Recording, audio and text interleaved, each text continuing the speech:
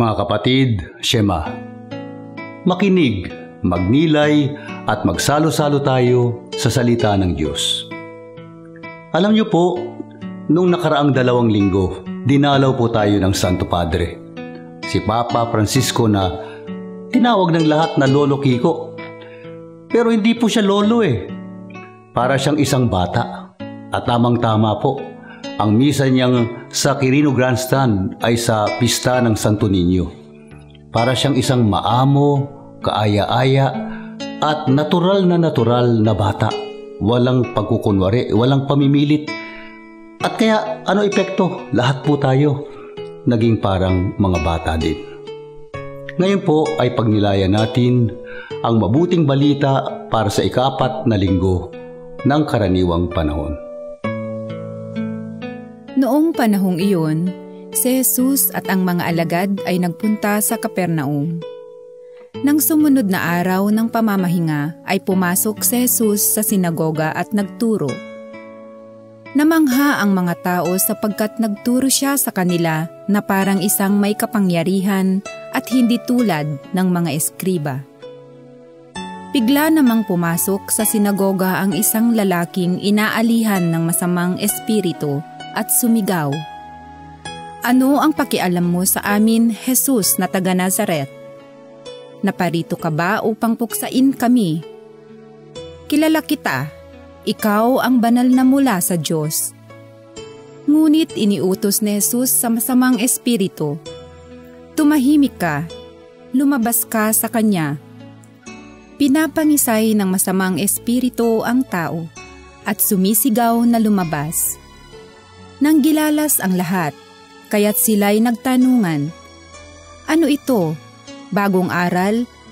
Nauutusan niya pati ang masasamang espiritu. At sinusunod naman siya. At mabilis na kumalat sa buong Galilea ang balita tungkol kay Jesus. Sa Ebanghelyo sa linggong ito, ating narinig ang pagtatagpo ng ating Panginoon sa kaisang lalaking inaalihan ng masamang espiritu. Maraming nanonood. At nung lumapit si Kristo sa taong ito, sumigaw ang masamang espiritu at tinanong si Kristo, "Anong kailangan mo sa amin? Narito ka ba upang patayin kami, sirain kami?" Si Kristo hindi natigatig. Sa isang mahinahon at tahimik na paraan, sinabi niya sa masamang espiritu, "Lumayas ka." Kasi sinabi po doon sa Ebanghelyo, sinabi niya sa isang marahan at tahimik na paraan. At ano nangyari? Nanginig ang lalaki at lumabas na pasigaw ang masamang espiritu. At ang mga taong tumitingin ay lalong namangha. At sinabi nila, "Ito'y kakaibang turo. Ito'y bago." Si Papa Francisco dumating. Hindi po sumisigaw. Hindi po namimilit. At hindi nagbibigay ng napakahabang mga umiliya na sa gitna pa lang ay tulog na yung mga tao. Palaging bitin, no? Palaging bitin. Sabi ng mga tao, yun lang. Pero yung sinabi niya, parang ang bawat salitay, parang matamis na pagkain na gusto mong namnamin. At yun ay sinabi ng isang Franciscano na si Father Richard Rohr. Merong tinatawag na Franciscan way of evangelizing. Yung bang ang katotohanan ay iyong pinakikita na maganda. To show that truth is beautiful. At dinagdagan pa niya, sa ganitong uri ng pamamahay ng salita ng Diyos, napakaganda na matutunan mo yung tinatawag na moralidad na maganda, beautiful morality. Kapag merong katotohanan na sinasabi, pwede mong sabihin to sa isang paraan na pinipilit mo ang nakikinig. At sinasabi mo, "Bakit? Dapat makinig kayo. Ako'y nag-aral sa abroad. Ako'y nag-aral sa pinakasikat na mga universidad dito sa Pilipinas." Hindi po.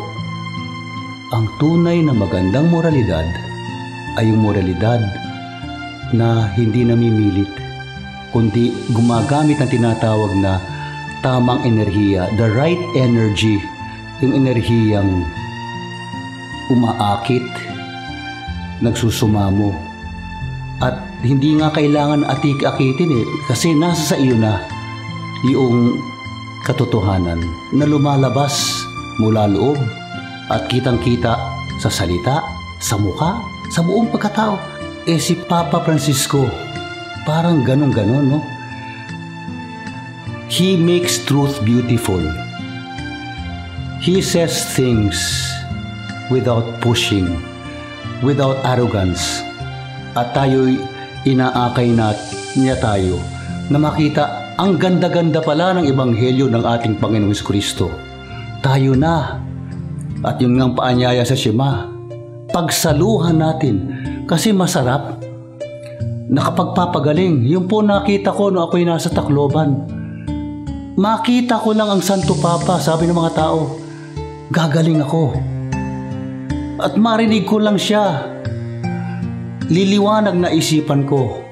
Hindi nila sinasabi, meron siyang sasabihing kakaiba. Hindi, makita ko, marinig ko.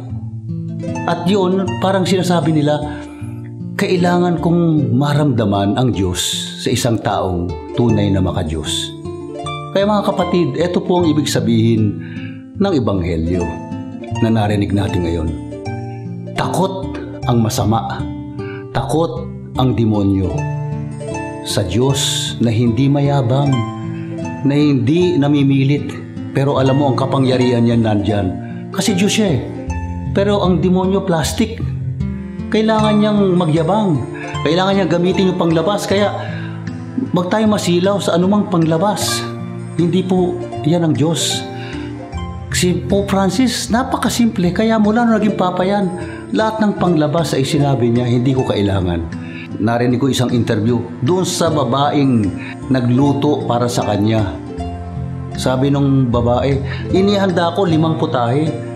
Pero sabi ng Papa, pwede bang 2? O sige kung gusto mo 3, pero hindi ko kailangan maraming pagkain. Pag marami, maluho, magkakasakit ako. Kaya siguro nagkakasakit ang mga tao kasi hindi natin alam kung kailan magpreno. Kaya sabi ng babae, oo nga po, siguro dahil nga ako'y chef, ang dami kong alam lutuin, pero hindi ko makakalimutan ang taong ito. Parang totoong-totoo siya. Para siyang isang bata, natural, maamo, kaaya-aya. Yan ang Ebanghelyo ng ating Panginoon. Kung ating lang babasahin, dadasalan, pagninilayan ng marahan at ng may pusong bukas at malinis, magbabago tayo. Lalabas ang masamang espiritu. Hindi kasi kaya ng masamang espiritu pakinggan ang salita ng Diyos. Mga kapatid, narinig na po natin ang pagninilay tungkol sa Ebanghelyo. Tayo po'y manalangin. Panginoon, kami po ay inyong mga anak. Hindi po kami dapat magmalaki. Hindi namin dapat makalimutan na kami ay mga maliliit na bata. Ang Papa nga, napakalaking tao. Pero bakit namin nakita ang isang taong sa kabila ng kanyang kataasan, karangyaan, at pwedeng sabihin kapopularidad, no? Siya po'y isang dumating na parang isang maamong bata. Tanggalin niyo po, Panginoon, hugasan niyo po ang lahat ng aming pagkukunwari, ang aming kayabangan, sapagkat madalas namin makalimutan na sa totoo lang, ang bawat isa sa amin ay inyong maliit na anak. Kayo po ang aming mahal na Ama. Amen. Ako po si Father Robert Reyes at nagpapasalamat sa inyong pagninilay na sama-sama sa salita ng Diyos. Kasama ako sa Kapatirang Fransiskano dito sa Pilipinas at kasalukuyang katulong na pare sa parokya ng St. Francis of Assisi ng Rizal, Santiago, Isabela. At isang paalala lang, sayang po ang lahat ng ito kung tayo walang gagawin, sapagkat ang salitang hindi nagiging gawa ay patay. Isabuhay at ibahagi po natin to sa lahat.